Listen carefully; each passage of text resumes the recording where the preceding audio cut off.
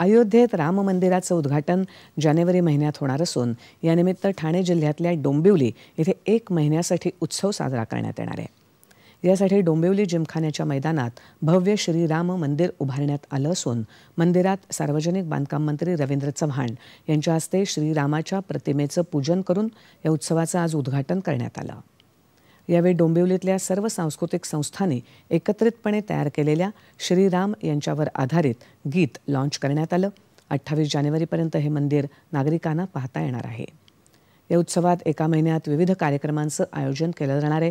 यामध्ये गीत रामायण तसंच श्रीरामचरितमानस सादर केलं जाणार आहे।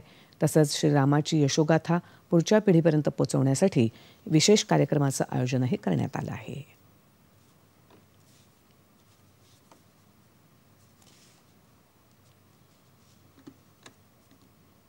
त्यावेळेचं असणारं योगदान हे फार महत्त्वाचं आहे। प्रत्येक हिंदू मनामध्ये असं वाटत होतं की भव्य असं श्रीरामाचं मंदिर उभं राहिलं पाहिजे। आदरणीय पंतप्रधान नरेंद्र मोदीजींनी जो प्रयत्न केला आणि त्यांच्या प्रयत्नामुळे हे साकार झालंय ही वस्तुस्थिती कोणालाही नाकारता येणार नाही।